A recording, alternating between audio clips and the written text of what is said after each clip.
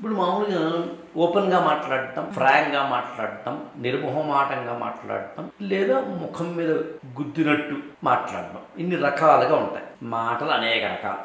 End point ఏంటి అన్నప్పుడు అసలు ఎందుకు మాట్లాడతాం మనం అంటే ఒక పర్పస్ ఉంటుంది దానికి. నేను మా అమ్మాయితో మాట్లాడుతున్నప్పుడు ఇలా ఉండమ్మా అని ఒకసారి చెప్పాను అనుకున్నప్పుడు అప్పుడు ఎలా చెప్పాను, అలా 2 సార్లు చెప్పినా కూడా చేయకపోతే ఎలా చెప్పాను, అలా 5 సార్లు చెప్పినా కూడా చేయకపోతే ఎలా చెప్పాను అనేవి గ్రేడింగ్స్. అది ప్రతి చోట. సో ఎండ్ పాయింట్ ఏంటి అంటే నువ్వు ఇందాక అడిగినట్టుగా ఒక్కొక్క చోట ఒక్కొక్క విధంగా మాట్లాడాలి. అయితే నేను ఈ కాంటెక్స్ట్లో తీసుకుంటుంది ఏంటంటే నేను ఓపెన్గా మాట్లాడతానండి, ఫ్రాంక్గా మాట్లాడతానండి అని కొందరు అంటారు.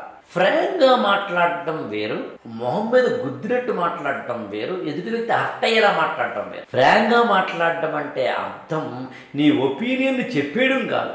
ఫ్రాంక్గా మాట్లాడటం అంటే అర్థం నువ్వు ఇష్టం వచ్చినట్టు మాట్లాడడం కాదు. నేను ఓపెన్గా మాట్లాడతాను సార్ అంటే అర్థం ఎదుటి వ్యక్తిని కించపరుస్తూ మాట్లాడటం కాదు. అప్పుడు నువ్వు ఒక్కసారి ఆలోచించు, నా మాట ఎదుటి వ్యక్తికి హర్ట్ కాకూడదు. ఇది అల్టిమేట్ ఎయిమ్ అవ్వాలి.